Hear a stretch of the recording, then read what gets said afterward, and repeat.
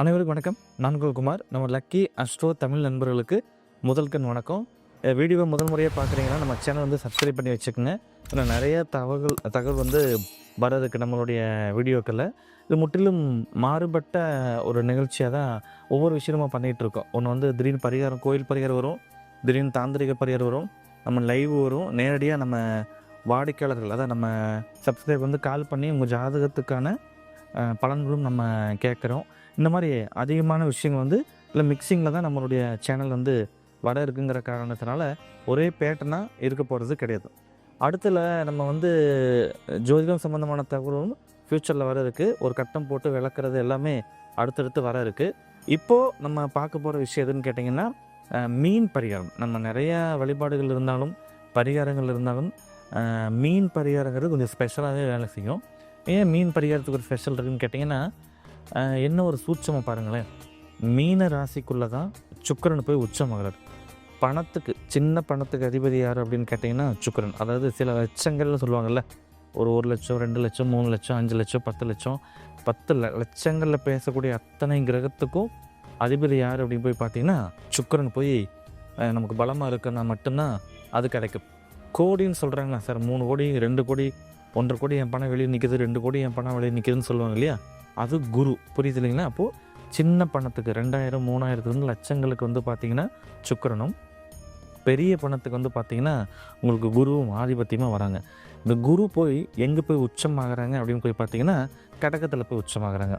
இந்த சுக்கிரன் போய் எங்கே உச்சமாகறான்னு பார்த்திங்கன்னா அழகாக போய் மீனத்தில் வந்து உச்சமாகறாங்க. புரியுது இல்லையா? அப்போது 2 கிரகத்துக்கு இல்லை சூட்சம் என்ன தெரியுங்கன்னா, நெருப்பு நிலம் காற்று நீர்னு தத்துவ அடிப்படையில் பிரிக்கும் போது கடகமும் நீர் வீடு, மீனமும் நீர் வீடு. அப்போ 2மே நீர் வீட்டில் தான் போய் உச்சமாகுது. அதனால தான் நம்ம மக்கள் பழக்க மொழிகளில் என்ன பேசுவாங்கன்னா பணம் தண்ணி மாதிரி செலவாகுதுன்னு சொல்லுவாங்கள்ல. அப்போ இயற்கையாகவே நீர் வீட்டில் போய் கிரகம் உச்சமாகிற காரணத்தினால தான் அது முன்னோர்கள் வந்து அந்த சொல்லாம் வந்திருக்கு அப்படின்னு நான் பார்க்குறேன். இப்போ இதுக்கு ரெமெடிஸ் நிறையா இருக்குது. அதில் இன்றைக்கி நம்ம ஒரு டிஃப்ரெண்ட்டாக கண்டென்ட்டாக பார்க்க போகிற விஷயம்னு கேட்டிங்கன்னா, தனிநபர் ஜாதகத்தை வச்சு இன்னும் துல்லியமாக நம்ம லக்னத்துக்கு 2ஆம் அதிபதி நின்ற நட்சத்திரம், 2ஆம் அதிபதி இருக்கிற வீட்டை பொறுத்து என்னென்ன வண்ணங்களில் மீன் அவங்க வீட்டில் வளர்த்தா நல்லாயிருக்கும் அப்படிங்கிற விஷயம் நம்ம சொல்ல முடியும். அந்த கிரகச்சேர்க்கை பொறுத்தும் அது வந்து பலன் மாறும். ஆனால் எல்லோரும் ஜாதகம் பார்க்க முடியாது இல்லையா, எல்லாத்துக்கும் நான் பார்க்க முடியாது இல்லையா, இந்த வீடியோ பார்க்குறவங்களுக்கு ஒரு நல்லது நடக்கணும் இல்லையா, அதுக்காக ரொம்ப எளிமையான பரிகாரம் இதுவும் வேலை செய்யும். புரியுது இல்லைன்னா, நான் கொடுக்குற கண்டென்ட்டை அப்படியே அழகாக நீங்கள் யூஸ் பண்ணிங்கனாலும் உங்களுக்கு பலன் கொடுக்கும், ஜாதகத்தை அனலைஸ் பண்ணிட்டு பண்ணாலும் பலன் கொடுக்கும். 2மே ஒன்று தான். அதோட அமைப்பில் மாறுபட்ட விஷயங்கள் எதுவும் வராது. பொதுவாகவே ஒரு வீட்டில் எந்த ராசிக்கார வேணாலும் இருக்கலாம், மீன் வளர்த்தலாம். ஏன் அப்படின்னா மீனை காலபுருஷத்துக்கு 12வது ராசி, சுக்கிரன் உச்சமாகிற வீடு. அதனால் மீன் யார் வேணாலும் வளர்த்தலாம், அது ஒன்றும் குறையில. ஒன்றும் இல்லை, ரொம்ப டிப்ரெஷனாக இருக்கவங்களுக்கு அந்த மீனை போய் பாருங்களேன், அழகாக துருன்னு அழகாக சுறுசுறுப்பாக ஓடிக்கிட்டே இருக்கும். அந்த மீனை பார்க்கும்போது நம்ம புத்தி கூர்மைகள் அதிகமாகும்னு அர்த்தம். அதனால் நிறைய பேர்த்துக்கு நான் படிக்கிற குழந்தைகளுக்கும் அதை ரெஃபர் பண்ணியிருக்கேன். அதை பற்றின தனி வீடியோ வரும், அது அப்புறம் பார்ப்போம். இப்போதைக்கு நம்ம பொருளாதாரம் சேர, பொருளாதார சேர்க்கை உண்டாக மீன் பரிகாரங்கிற விஷயத்தை தான் இப்போ நம்ம பார்க்க போகிறோம். என்னென்ன கலர் மீன், நீங்கள் எந்த மீன் வேணாலும் வாங்கிக்கிங்க. ஆனால் அதில் சின்ன குட்டி குட்டி மீன், நம்ம ஃபிஷ் டேங்க் ஒன்று வாங்கிக்கிறீங்க, நல்லா ஆக்சிஜனோட ஒரு ஏனோ தானோன்னு வாங்காமல் ஒரு கொஞ்சம் நல்லதாகவே வாங்கி ஒரு சின்ன பாக்ஸு, அதுக்கு ஆக்சிஜன்லாம் அழகாக செட் பண்ணிவிட்டு நீட்டான ஒரு வாட்டரில் கொஞ்சம் செலவான ஒரு 1500 2 ரூபாலேருந்தே நிறைய விற்கிது இல்லையா, அந்த மாதிரி நீங்கள் வாங்கி ஆரம்பிங்க. பெரிய வாசல் சில பேர் வச்சுருப்பாங்க 1.5 லட்சம் 5,000, நீங்கள் அந்த மாதிரிலாம் போக வேண்டிய அவசியம் இல்லை. நான் சொல்கிறது எளிமையான பரிகாரம் தான். ஒரு ஃபிஷ்ஷு 50 ரூபா வரும், 40 ரூபா வரும். நிறைய ஃபிஷ்ஷில் வெரைட்டிஸ் இருக்குது.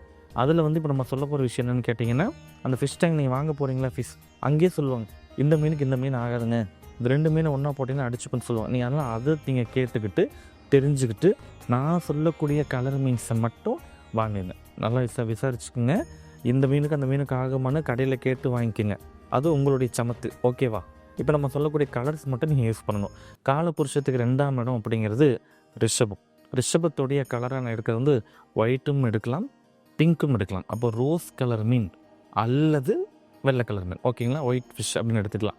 அடுத்தது வந்து பார்த்திங்கன்னா காலபுருஷத்துக்கு 6ஆம் இடம் 2 6 10 தான் பண வரவு ஸ்தானம் அப்படின்னு நம்ம சொல்லுவோம். அப்போது 2ஆம் இடத்துக்கான கலர் வந்து ரோஸ் கலர் எடுத்துக்கிறீங்க. 6ஆம் அதிபதினு சொல்லக்கூடிய அமைப்புக்கு வந்து பார்த்திங்கன்னா க்ரீன் புதன். அப்போது பச்சை கலரில் இருக்கக்கூடிய மீன், சின்ன மீன் 10ஆம் இடம்னு சொல்லக்கூடியது காலபுருஷத்துக்கு 10ஆம் இடம்னு சொல்லக்கூடிய மகரம். ப்ளூ அல்லது பிளாக் ஃபிஷ். ஓகேங்களா? ப்ளூவும் எடுக்கலாம், பிளாக்கும் எடுக்கலாம், தப்பு கிடையாது. மொத்தத்தில் நான் சொன்ன இந்த 3 கலரில் இருக்கிற மீன்களை வந்து எண்ணிக்கை எவ்வளோ வாங்கணும் அப்படின்னு போய் கேட்டிங்கன்னா, மொத்தம் 2, 6, 10 அப்படியே கூட்டுங்க எவ்வளோ வருதுன்னு பாருங்கள். 10, 16, 18 வருது இல்லையா? மொத்தமாக 20 எண்ணிக்கையில் வாங்கிக்கோங்க. சுக்கரனோட காரகம் வரவும் அப்படிங்கிறக்காக மொத்தம் 20 நீங்கள் வாங்கலாம். எண்ணிக்கை 16ஆக இருக்கலாம் அல்லது 20ஆக இருக்கலாம். 16 மீன் வாங்கி போடுறீங்க. இன்கேஸ் ஏதாவது ஒரு 2 வாரத்தில் ஏதோ ஒரு மீன் இறந்துடுச்சுன்னா பழையபடி நீங்கள் 16லேயே மெயின்டைன் பண்ணிக்கிட்டே இருக்கணும். புரியுது இல்லையா? 16ஆக இருக்கலாம் அல்லது 20 மீனை மெயின்டைன் பண்ணிகிட்டு இருங்க. இதில் எது சார் பெஸ்ட்டு? கோடீஸ்வரன் ஆகணும், ஒரு பெரிய பணம் உங்களுக்கு கிடைக்கணும் அப்படின்னா 16. எனக்கு சின்னதாக கையில் போட்டு டெய்லி எனக்கு பணம் வந்துகிட்டே இருக்கணும் சார் அப்படின்னு கேட்டிங்கன்னா 20 மீன், அவ்வளோதான் உங்களுடைய விஷயம் அது. ஓகேவா? மொத்தத்தில் இந்த மீன் பரிகாரத்தை என்ன கிழமை ஸ்டார்ட் பண்ணணும் அப்படின்னு போய் கேட்டிங்கன்னா, வியாழன் அல்லது வெள்ளிக்கிழமை அன்றைக்கி இதை நீங்கள் வந்து பண்ணலாம். வியாழக்கிழமை குரு ஓரையில் பண்ணலாம். காலையில் 6 to 7, மதியம் 1 to 2, நைட் 8 to 9. வெள்ளிக்கிழமையாக இருக்குது அப்படின்னு கேட்டிங்கன்னா காலையில் 6 to 7, மத்தியானம் 1 to 2, 8 to 9. சுக்கர ஓரையில் வந்து நீங்கள் பண்ணலாம். மொத்தத்தில் வியாழன் வெள்ளியில் இது உங்கள் வீட்டில் எந்த இடத்துல வைக்கலான்னு சில பேருக்கு கன்ஃபியூஷன் வரும். என்றைக்குமே வாஸ்து ரீதியாக நம்ம பார்க்கும்போது ஈசான்யம் ரொம்ப ரொம்ப நல்ல விஷயம், அல்லது தென்மேற்கு மூலை ரொம்ப ரொம்ப நல்லது. ஓகேங்களா? அப்போ உங்கள் வீட்டுடைய ஹால் இருக்குது அப்படின்னாலும் வைக்கலாம், இந்த வீட்டோட நுழைவாயில் கொஞ்சம் இடம் ஸ்பேஸ் இருந்துச்சுனாலும் சரி வைக்கலாம்.